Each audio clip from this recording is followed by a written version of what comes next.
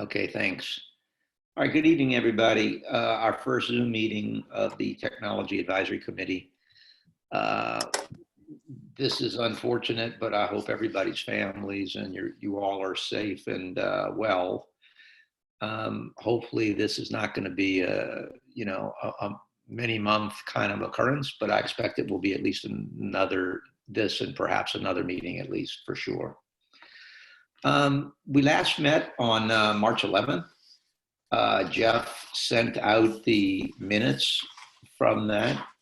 I'm sure we've all had a chance to review because I think I've seen everybody's comments. I was just wondering if we could get a motion to approve and vote to approve those. I move to approve. That's Paul Perica. Second. Paul, yes. And that's Anna Marie McCullough.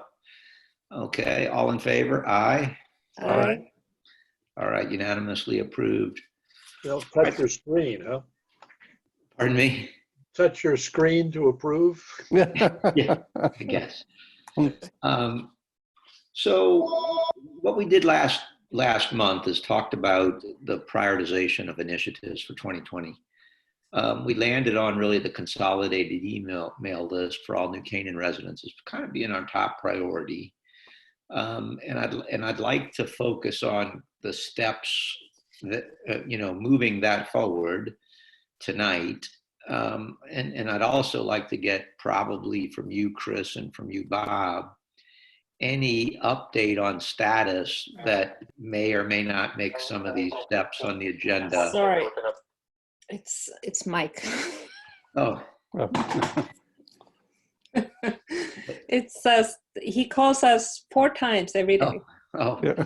I was thinking Abbott, not Handler, but Yes, Mike Handler. yeah. So what I'd like to do is get an update on what you guys have been up to, see if these steps still are relevant or not. And then Jeff, I don't know if you have any update because of, we've been kind of in lockdown, but I left the Investigate New Canaan School Synergies on just so we don't drop it off. But if there's nothing to talk about, it's totally understandable. Mike Abbott, I see you there. I can't see your video yet, but it's on. There we go. Hey, Randy. How are you? Hey, everyone. So Mike, we just approved the minutes and we're just going through the agenda, and we're really going to just focus on the consolidated email list and single sign-on initiative. Talk about if there's anything on the school synergies and any other business. On the agenda, I included for reference, I left the other initiatives that we identified because if anyone has any reaction, either to take them off or to move them up, I just thought it'd be useful to stare at that again. But I will do that perhaps as part of any other business. So with that, Chris and Bob, I'm going to ask you guys to maybe talk about any progress since last month's meeting on the consolidated email list project and work you all have been working on. And especially in the context of the 4 steps, which I probably should, I think we talked about these at the last meeting, but, it seems to me we need to understand what we're trying to solve for in terms of use cases and requirements for our consolidated listing. I know we talked about some geo capability. Don't know how much that is playing into your thinking, so I'd like to spend some time talking about that tonight. Range of possible platforms and costs. Do we have technology in place that is actually going to drive this, or we're going to have to buy something, or do we even know what we're looking for as a target? How do we get there? Migration strategies and opportunities, including opportunities to accelerate implementation. And I think, Bob, this is probably where you have been spending most of your time thinking about what we have out there today and what we might get to.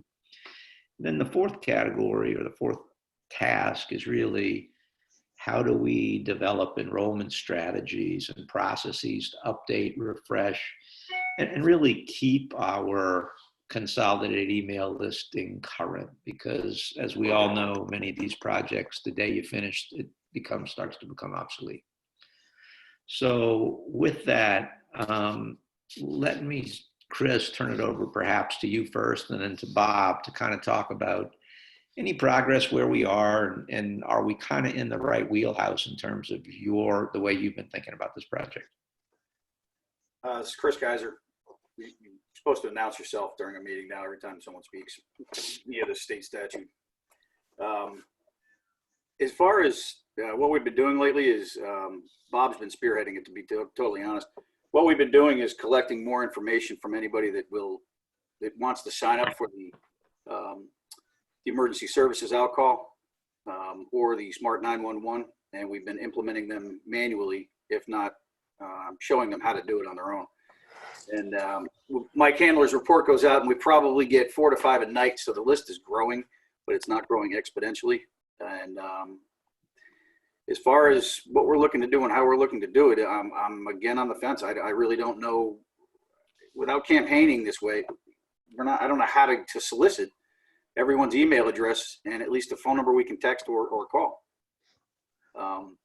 And Bob has been doing a great job, and he'll talk about what he's been doing with the seniors right off the bat. But, you know, I think Kevin's on the same premise where we need to start to market this, but how to? Mm-hmm. And that's kind of all I've got. I've been doing a lot more on the other side of everything else lately. So Yeah, I imagine this has probably not been your top of mind. This is Paul. There's one question. Chris, when you say that, I mean, have you really looked at the structure of all of the existing email lists? It seems like, I know that's an enormous task, and it may not be the priority task at the moment, trying to get the seniors on there. But I think I'm a little puzzled. You would say we need to have a lot more information. I'm just wondering if we don't already have a good portion of it sequestered away somewhere in the assessor's office or town it clerk. could be everywhere, Chris. This is Chris Kaiser. Paul, It could be everywhere. I don't have the time or the resources to go look through the rec department, to go look through the human services, to go look through HR, to go, I really don't. My guys are working 7 days a week, 7/24, and to start this project, that's why when Bob came in, it was kind of a weight lifted. At least we can go forward and still move toward an end goal. But and Bob can speak now. He'll know what they were. Chris and Paul, I agree entirely. It's a very, very large task. Right. I'm a little more optimistic than the way you phrased it before, that we don't know, we need to get it on a marketing campaign. I mean, yeah, I'm sure we'll get to that point. Well, Bob will have a better handle when he starts to get into database number 2, database number 3.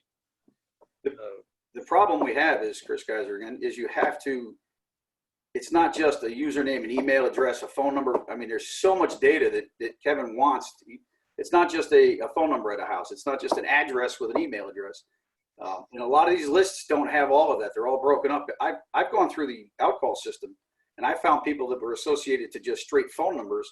And then also they were associated to an email address, and they logged in the second time and did it. To be able to compare these things and put them all together is going to take an enormous amount of effort. Paul, again, do we have any interns coming in this year? Or is that all completely out the window? This is a great intern job. Yeah, Bob. I'm your young intern. Yeah. State your name, please. Bob Mantilia. Couple of things. One, I think the schools talked about that the intern program will be postponed this year, so that won't be available. But we're making some progress, and I think you get a sense that there are a lot of people a little bit tired right now, trying to keep everything going. Chris's team has been very helpful in pointing me in the right direction and keeping me focused, and it's greatly appreciated. I've been focused the last month or so on senior citizens, 75 and over. We want to make sure that no senior at that age category is left alone. So we've got 200 volunteers. We've got people calling them.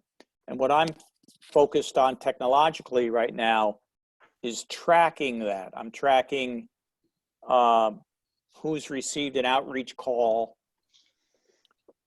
numbers that are disconnected,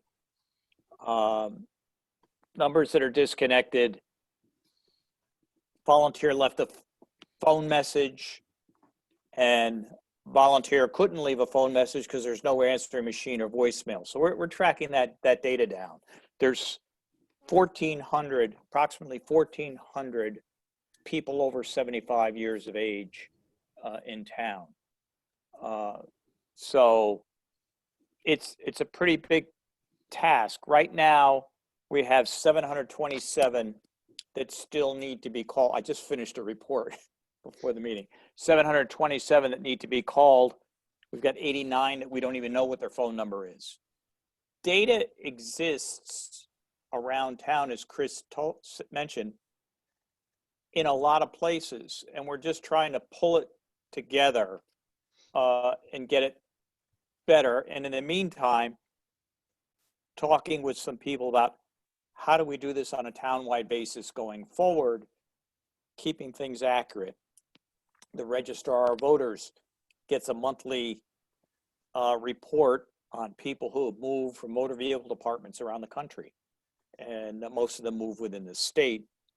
And we know who's coming and going from a driver's license and voter registration perspective.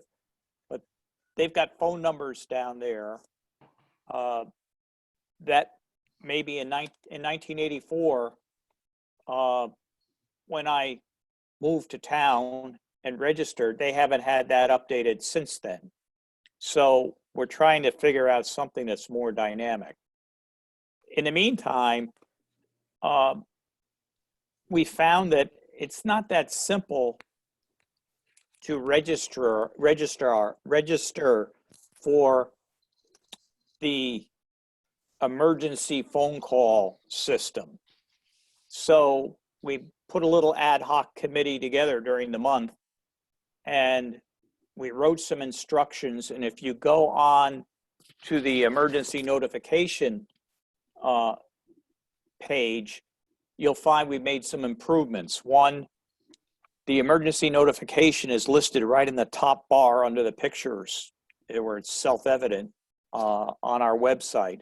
And then there's some instructions that tell the people what to do and how to register in the next few pages. But as Chris said, people will use a couple of different phone numbers. People will use, I registered for everything, so I'm getting about 6 emails from the town every day. Chris gave me a data dump the other day, last week, of all of the emergency registrations. That's about 16,000 lines of data with up to 6 or 7 phone number fields and what the people want to receive, what information they want to receive. It's interesting, I find, that there's some people who have moved out of the area, but they still want to be on the list. It's still a little connection to the town. So Chris formatted it, as a matter of fact, this afternoon for me, so that I can try to manipulate the data a little bit and play with it. And the hard part is taking 16,000 names and then just taking them with the senior citizens and getting their email. Most of that's been done by hand. And we're going to try to figure out if there's a little way of cleaning this up, because I sort all these lists by street address, street number, name, alphabetic, all the various places. Wherever we have a date of birth, we're calculating the age of the person and we're sorting with the age. And then we're trying to keep current so that we don't call a household where they've had someone die within the last few weeks. I mean, we've got 16 people in town who passed away. And 6 or 8 of them have been out of Waveney. So we're probably not as far along as you would like us to be with regard to capturing all the emails, but we're focused on it a little bit as a priority. This month, I've been doing it on the side when I'm caught up with other things. We're going to try to get some help with manipulating the data to make sure everybody's gotten called so I can just do the master sort. And that's pretty much where we are. I'll be spending a little more time with Chris and his team. I think when we get back to a little more normalization, because I'm always trying to think of how can I be more efficient. Right. Well, Bob, thanks, and Chris, thanks for that. Chris, let me just go back. When you mentioned there's a lot of information that Kevin is looking for. And I'm now talking about the broader question, because I get, Bob, I think your initial focus is on the seniors for a very timely coronavirus kind of initiative, but it sounds like it could be the platform for a broader town-wide initiative, and that's how we're thinking about it, it sounds like.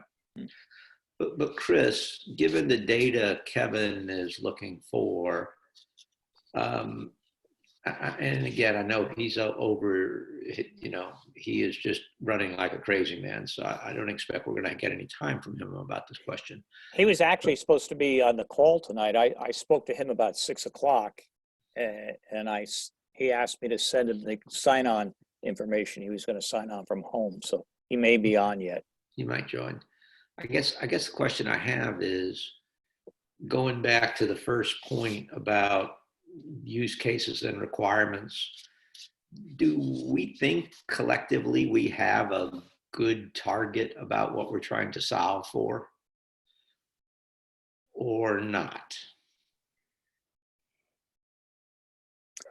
I couldn't tell you, to be honest. I don't. Bob's got all the data. There are umpteen numbers of locations where the data resides, even if it's good data, because on one side of the coin, you've got people calling up saying, I'd like to register. They don't register with all the information we're looking for, which is a phone number, email address, and address of the house.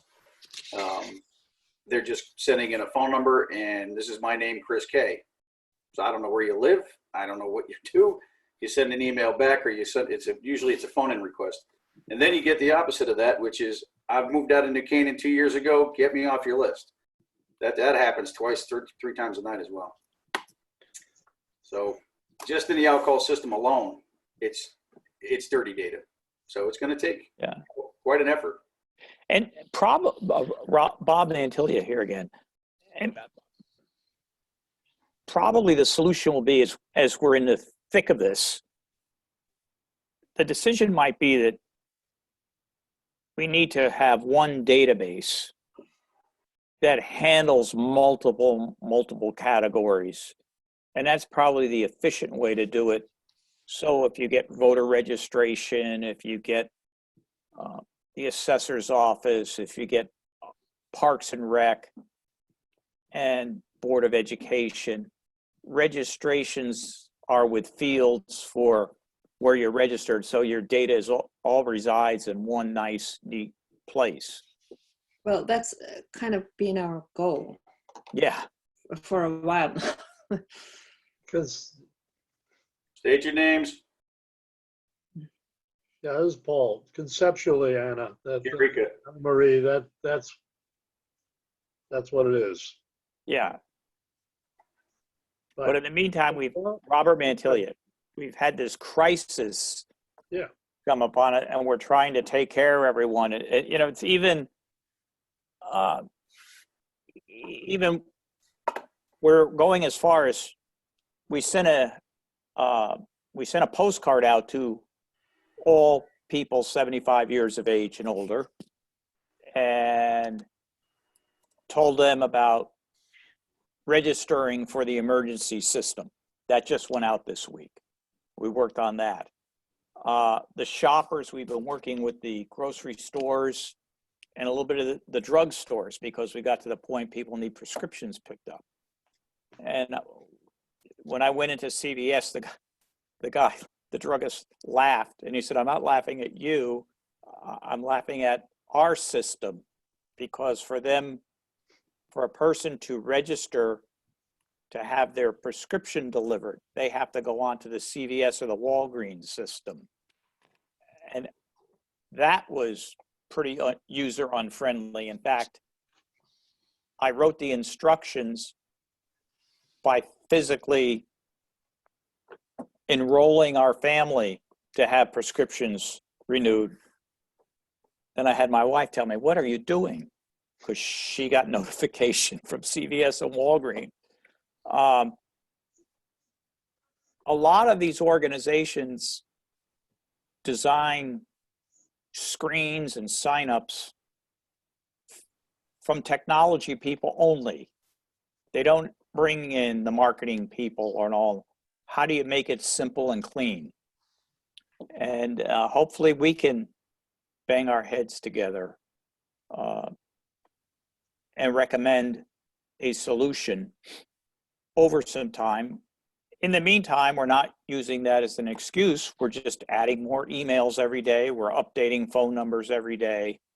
And we're keeping our database as cleaner than it was. So when you finish your work, I mean, and finish is all relative, but if you would be significantly complete, you would have the emergency services data cleaned and as accurate as you felt you could get for approximately 1,400 populants of New Canaan that are over 75 years old. Mm-hmm. So, and it's really just name, phone number, email address, and address of their house, or is it a ton of other data associated with that? We're also tracking who's getting food support, who's using the food pantry, all these little things. Some And we other track senior specific things. Though. Yeah, and then yes, for that population. Then what I did is I took the assessment information and took who owns a house and how much they're contributing to the town's revenue base every year. And we came up with about $28 million that 65 and older, 33,000 people are contributing to the tax base every year, just from their property tax. That was a pleasant surprise. Right, and so I sit on the Tourism and Economic Development Committee, and I think that would be an interesting thing for them to understand. But that, to me, I'd characterize as more of a study or an analysis. That's not something I would try to keep a database of information up to be able to pull on a monthly report. But that's my view. You know, and that's kind of where I was trying to get at about use cases and requirements. If we're trying to just get the clean data, name, phone number, email address, and address of the house, you know, I mean, that to me is much less daunting than if we're trying to put their assessment data and that they own homes and where they're registered to vote and all the rest of that. I think, you know, those systems have their place, but you know, if we're trying to get the consolidated email list, is it for outcall in an emergency? Or is it also for alerting every resident on the street that they're trying to pave it? Because solving the second problem is more complicated than solving the first problem. Well, what's interesting. All that, sorry, Bob, I can answer that one because this has been from the inception. That's what they want to do. They want to be able to geotag or geofence an area and say, yes, the street is going to be paved. You're going to be in discomfort for a few days, or we've got a water main break down off of East Chestnut or whatnot. And they also want to use it for the outcall solution, and they also want to use it for any kind of informational process that they need to, or bits that they want to send out to the residents. Whereas, for instance, my town, they do it for everything. There's a system that we've all registered into, and for the most part, we stay up to date with it. But they use the same system for everything. So And just as we're doing this, I get from Mike Handler, please remove. There's a gentleman that does not want to be in the system any longer. He's still in town, does not want to be part of this. So Right. that's where the data is just all over the place. yeah, and I think this is a good process for helping to clean it up because people don't want to be in there either. But we're finding out that it's not the data that we truly need. It's not just name and phone number. It's not just name and email address. It's name, email address, household address, because we're not going to be able to geofence, and we're not going to be able to send out if the emails change. And we're not going to be able to send out if we just have a phone number and we send out a text message. It's interesting that this Bob Mantilia again, the data that Chris sent me the other day has 2 columns for the longitude and latitude of every address. So the geofencing is somewhat set up over there. The other thing is, as we get more apartments in town, there's a little more transit and movement of people in town who maybe rent an apartment for 1 year. They're in and out. And I saw that it's not just Avalon. And then what's also interesting is that some of these condos and apartments have 2 different addresses, and the people who reside there, Avalon has Avalon West or Avalon East, but they're really on Lakeview. That's their official address. They don't even know that. That's a problem they have when they come to vote. If you look down the street at Canaan Close, their mailing address is Canaan Close, but their real address is 289. Was it Old Norwalk or New Norwalk Road or whatever the road is out there? So there's even confusion with people.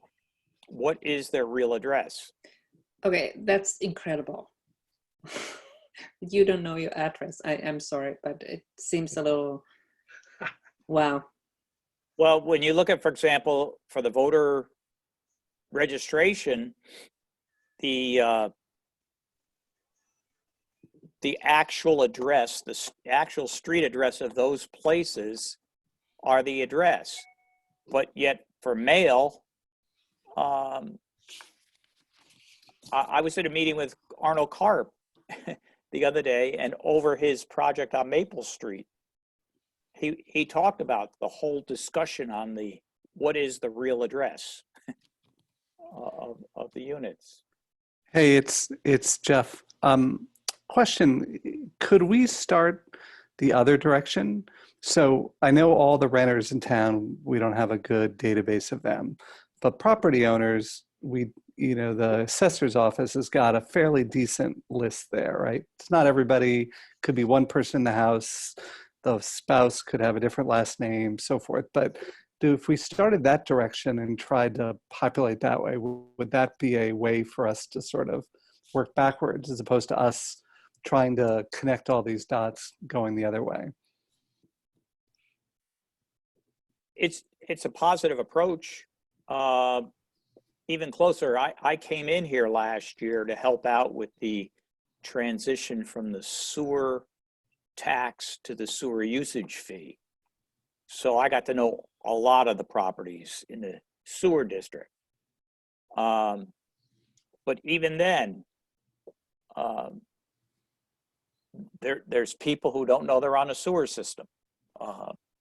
And you have that whole discussion with them. Or they don't know where they are. We had the reverse. We had 2 people call up, say, "Where's my bill?" We didn't know they were on the system. So there's all these little odds and ends that just need to be cleaned and then sorted to keep them current going forward. Because we're not doing anything if we really present a nice clean list and a clean database and then we put it aside and we don't figure out how to update it on a monthly basis. And what do we think the emergency services users cover today in terms of the total population of New Canaan?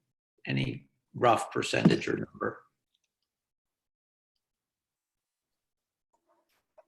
Chris Geiser, I can log in and tell you what the numbers are in there, but again, I can't tell you whether they're right or wrong, or they're clean or not, or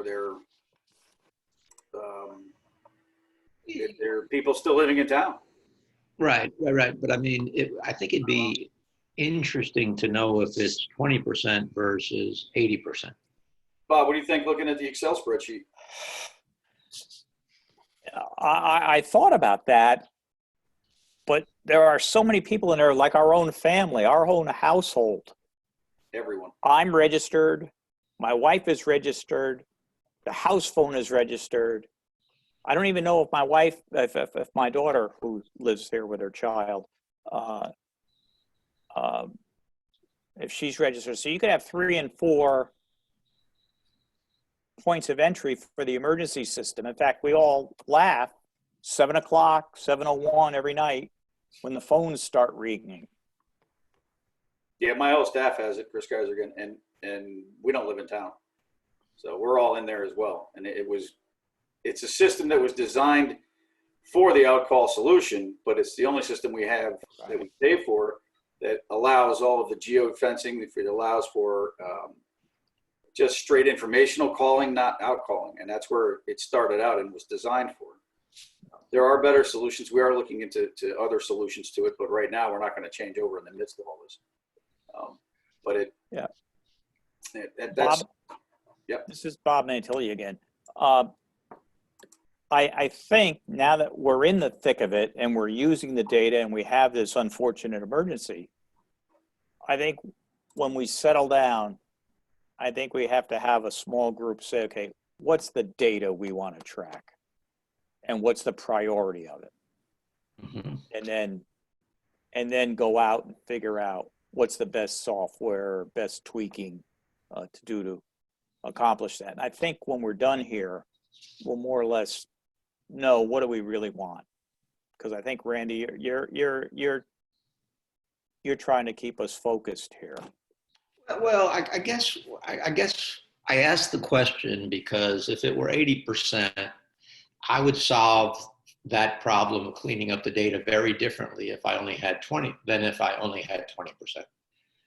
It would be very easy. And the examples you're giving me about your household, well, we would send you an email and find out, and we would have you self-correct and self-certify. And then I would ask the question, if it's not perfect, do I really care? You know, I'd have to really understand that I'm not tracking your married daughter at your house, but if I'm getting your household alerted informational issue, I may have everything I need. So you know, I think there are trade-offs, and the trade-off of making this perfect is really expensive.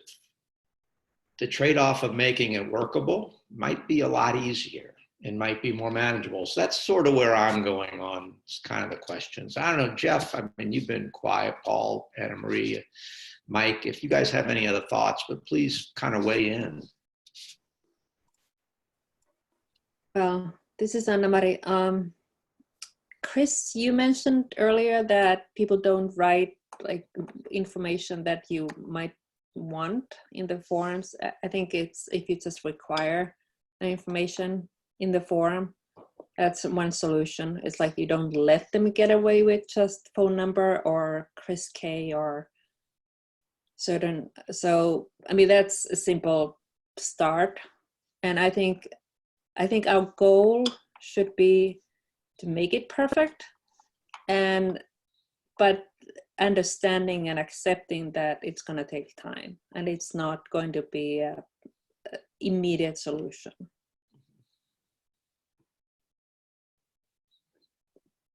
And it's Jeff, one other question. I mean, is there, well, I know there are, but an inexpensive software solution, whatever, to do data merge And we don't obviously want to just merge all the data and leave it because we need to keep, identify, keep them separate, but something that can do some of this matching for us, at least for us to see where the overlap is across these different lists.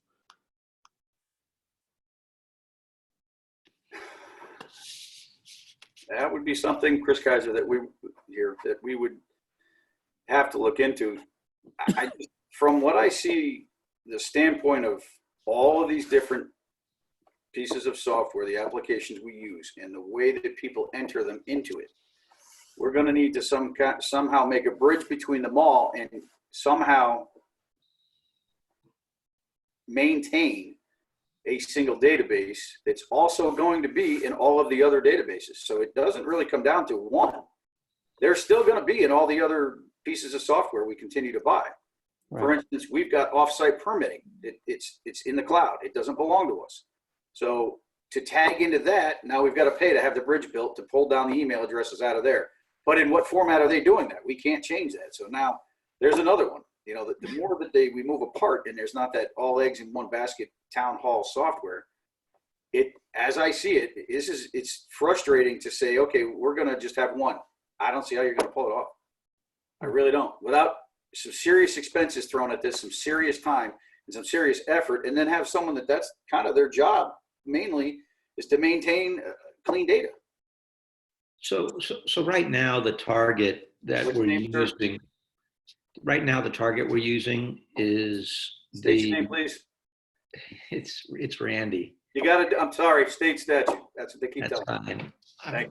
I'm told I have a voice made for television and a face made for radio, but yeah, You look great. right now our target is the outcall solution or the emergency services 9. Is that the same solution, same software? Yes. And what's the proper name? It's Blackboard Connect is what it's called, but even if we move, we're just calling it the outcall system. Outcall system. Right. And Chris, can you repeat the name again? Blackboard Connect. And it's Chris Kaiser again. It's a popular product. It wasn't utilized for what Kevin wants to use it for. It was always deemed emergency services necessary, but it holds the key factors that we're looking for, such as their address, their geo tags, their last name, first name. You don't even really need the male, female, but household and whether their email address and their phone number, at least one. Right. So that would help us go forward if we could collectively put everything into that system cleanly and get that cleaned up is what our thought was in the beginning, and then move to something that we can maintain. And did you ever do any back of the envelope calculation about what replacement system cost might be? I did. I looked into 6 different solutions a year and a half ago. And range of those costs? We were in, you can't quote me on this, but around $18,000 a year. I got them down to $12,000 for 3 years. And the next solid solution that I liked was $3,000 less than that. But if I can find my notes, again, it was a year and a half ago and it went nowhere. EOC didn't want to change it. Fire department didn't want to move from it. And because we had actually gotten them to settle down on their pricing right around where everybody else generally is, it was a contract move on. We'll build this and then we'll get to it when we do. Mm-hmm. And the Blackboard Connect, is that comparable? Sorry, Pardon? Blackboard. Spell it? BOARD. Oh, sorry. No problem. And is Blackboard comparably priced?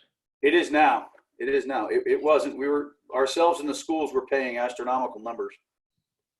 And this is something that I wanted to visit with the schools in Talk Synergy. Chris Kaiser again, where I wanted to say, why are we doing all of these alcohol solutions when we only need one? My town uses one. The school uses it. The police department uses it. The emergency service uses it. EOC. So I don't, and there are different flavors, and sometimes you have to mix and match and say, okay, great. this is a school license and this is a town hall license, or emergency services situation. But right now, it probably would be a good time within now and the next 6 months to go to one of those providers and say, we just want to put everybody in it and use it for whatever we want to do. Mhm. And the key users, fire, police, and schools, are they all using the same system? Fire, police, and town hall all use the same. The school system just moved from Blackboard to School Messenger. And I reached out to them about the School Messenger. When Blackboard went south in the beginning of this whole pandemic, grabbed a file for them, sent it over to their administrator, or their data guy. Had to do some formatting. It didn't go over the way they liked it, and I haven't heard back from them since. And I don't know if they're in or what they're doing, because the schools have been closed. But I know that Mike Handler was looking to change, then Blackboard resolved their issues for their alcohol. I don't know if you guys noticed it would stutter or it wouldn't start when it was supposed to. We had login issues, as Bob had mentioned, registration issues. And we've just been dealing with it manually and sending them their support, what the problems are and if they can resolve them. And they've been picking them off one by one. So I think Mike just settled down and just decided to stay with Blackboard now. Mm-hmm. So it seems to me it's going to be hard to think about a new solution without bringing School Messenger and Blackboard Connect together. Chris Kaiser, yeah, I'm not sure that was the solution. Mike was at his wit's end, and I think it was a knee-jerk reaction to say, what's the school using? The school's, okay, great, they just went over to this. I have also looked at other platforms. I did not look at School Messenger because we are not a school. Right. But they do exactly what, for the most part, that I understand, that we're trying to accomplish now, but so do other solutions. And if we can't get in with school solution, then there are other, for instance, my school uses, or my town uses Swift messaging. And I think it's part of Rave Solutions, which is also the Smart 911 solution, what the PD wants everybody to register their homes with, in case you have if you have medication you need, if you have anything during a catastrophic event. With that, segues into, if you register for Smart 911, you're automatically brought into Rave, to Swift. If you log into Swift and add yourself, then you're automatically imported into Smart 911. And that was the solution I really wanted to look at, but we ran out of time. Mm-hmm. Well, would it be possible to find and dig up the 6 solutions and the work you did on those options a year and a half ago? Yeah, I'm sure I can. We archive all our emails. So. Yes, I mean, again, not a ABC on your priority list. You figure that out, but I'll reach out to them. But I think we have, I mean, because that was sort of range of platforms and costs. We've talked a lot about strategies, although it seems to me that, we still have some other migration strategies and opportunities to explore. And how do we get people to enroll? Part of that, if we had some answers, I don't know, Chris or Bob, if you could get an answer about the emergency services system, Blackboard Connect, how many calls, how many residences, just some rough aggregate data about how many people we touch now with that. That I think would be useful data to inform the way we think about this.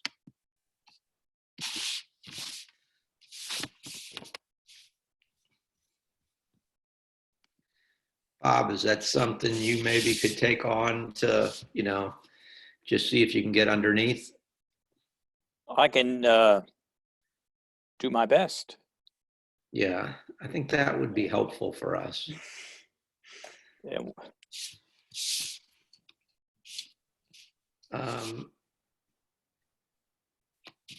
So we're really talking households.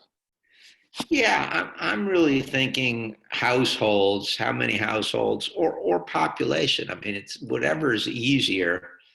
It'd be interesting to know how many calls Mike places, but I get some of those are going to be out of New Canaan.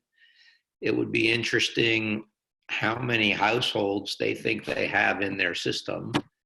And it'd be interesting to know how many people in those households they have, but I don't know how easy it is to query that system just to tell us what they have already.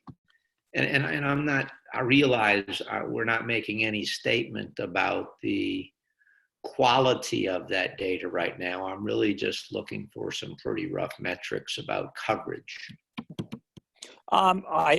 Chris was able to provide me the data in an Excel format. So let me try to figure out sorting it. And again, it drives me crazy when they use one field for the street number, the street address, and the unit number. And I think I can split that up without doing it by hand, automating. Mm-hmm. And if that works, it shouldn't be that difficult a task. Yeah.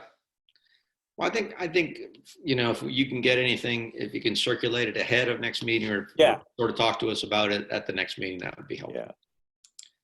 Thank you for that.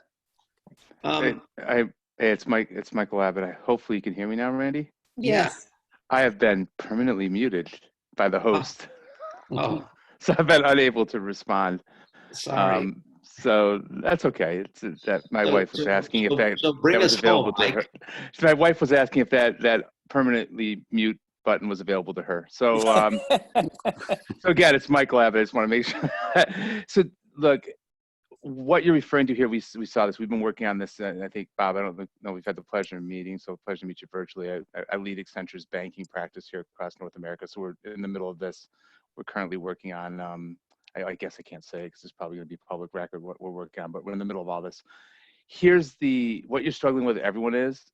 Ultimately, I think once we get past this crisis, we need to have a decision around coming to a common system like Chris is talking about, and just we need to force the issue, right? And I think what we're seeing everywhere is this crisis is forcing everyone to make these decisions. We just don't have it right now. Bob, the only thing I've seen that would help your life a little bit better is Google has something called Google Tables. The problem is it costs a fortune. It's an AI-driven engine where you can upload various different tables. They'll do inference engines on it, look at the data, and kind of start bringing it all together for you. With doing kind of a fuzzy logic SQL type match. It's not perfect, but at least if you wanted to, you could potentially use it. The challenge is Google charges a fortune for this thing. It's under their cloud APIs. Amazon, Lex, and the other ones also have these cloud-based services. The only thing we'd have to think through is, do we have PII questions of being put in, data up into the cloud, et cetera. But that exists because otherwise you're going to go crazy with these various different databases and formats. And it does a fuzzy magic, like it'll take everything and say, okay, look, this person, it'll come back and say, this person or this name looks like I got it in 6 different databases, pull it all together and bring it back. But there are tools for doing that. And that would be very, very helpful because I've got my database of 16,000 names, but I'm really looking for 3,000. And if it looks like it can sort it together right now through my basic Excel. That's very hard. That's very hard. And again, it's very hard to do that because you have to have perfection. And then if they have an uppercase, lowercase letter, what's it matching? These algorithms do the fuzzy logic, so it'll pull it all together, and you can dump in multiple tables and then go after it. So that's one angle to go after this. I can see tomorrow exactly what that is, but that's how I've seen others do it. What was the name of the product, Mike? It's Google Tables. Google Tables. It's their cloud-based AI engine they use for all this. So a lot of people are using that right now. Just as an aside, it's Randy again, but Google is going to provide to a not-for-profit that we're involved with their foundation solution. I don't know if Google Tables will be part of the foundation solution, but it's a very, very inexpensive or free capability Google is giving. It might be worth looking to see if they do something for municipalities as well. It might be, yeah. But Bob, that's what you have to do. Otherwise, trying to match it through an SQL, even an SQL process is going to drive you. It's just very hard, right? You need something that's going to automate it. Is it perfect? No, but it'll say, here's where this person shows up 6 or 7 different times, right? Right. But Mike, thank you for everything though, because I was listening in while I was on permanent mute. It's Mike Abbott again. Chris, I think I- it's Mike and you. I was incredibly appreciative to have you doing this in the town. So thank you. Thank you. So I don't really have anything else, honestly. I mean, I kind of think we've, sort of worn through what I wanted to do in terms of what we're going to accomplish tonight. But before I leave the consolidated email list topic, is there any other closing comments or questions that anyone else, or observations that anybody else has about directionally where we might think about taking this next month? Well, this is Anna Marie. I'm just saying that we should all pat ourselves. It was really great to have this website done before this whole COVID thing. So we should be really happy and proud about it. I agree. Absolutely. Yeah, thanks Paul, for all your help. Yeah, just hearing what's been being done tonight in the town, it just makes me feel that much better. I don't think people fully realize, again, it's Mike Abbott, all the great work that's been done. So thank you. Totally agree. Well stated. Jeff, any other updates on the school synergies conversations? So it's Jeff Todd. I held off from talking to the school district for obvious reasons, given that the last few weeks was them getting up to speed with e-learning and all of that. I did reach out the end of last week, so no update yet, but I thought, okay, now that they're sort of stable, now's the time to reach out. And given what Chris mentioned earlier about some key target things we can go after, I think that makes it tangible, at least to start the conversation, versus sort of something more fact-finding. So yeah, not anything more other than, yep, it was intentional to hold, and now just reached out. But yeah, hopefully we'll be able to make some contacts so we can have a better update next month. Well, thanks. Before we conclude, let me just ask if there's any other business that anyone else has. All right. Well, I have on my list, and again, this is going to be subject to other priorities of everybody on this call. But, Chris, if we could get a note, and I'm happy to format or whatever, get it into something, but if you had some notes on the solutions and cost of other options you looked at some time ago, it might be useful to kind of stare at that next meeting. And Bob, again, I'd ask you and Chris next month to tell us about where your current project's going, but as well as some of the data we've talked about relative to how much outcall, how much coverage we get in the current outcall system, however we might be able to articulate that. With that, I have nothing else. Does anybody have any questions for me or for anybody else on the team? I would just like to make a comment that we're talking about hard data here and numbers and information, but we shouldn't lose sight that even with the data and all that we have, this town, in the middle of the most serious crisis probably that's affected this country ever, is taking care of the vulnerable citizens. And there's a real human element to it, and it's very, very positive. Yeah. I mean, we've got people using our data with phone numbers, calling them a senior citizen that's locked up in their house and lonely and doesn't know what's going on, having conversations. We've got shoppers, we have a lot going on. I don't mean to get us off, but there's a human element to this that's very, very positive, and I think we should be very proud of this whole town. You know, that's a recurring theme I had been hearing on other not-for-profits in town that I'm on the board of, as well as other committees in town. But we are very fortunate and blessed to be living in a very caring community. And, you know, we have done, you know, I think shown the qualities of community with a capital C in New Canaan. So I certainly echo that thought, and I've heard it on a number of calls. All right, everybody, thank you. I'm going to call us to close, Chris, and I'll get an agenda out. Jeff, I know you'll circulate notes and minutes, and we'll try to pull some together and push this forward again, recognizing we're working against the backdrop of a lot of other priorities given the coronavirus situation. So thanks all. Have a good rest of your evening. Thank you. Right, thank you. Thank you. Bye. Good evening.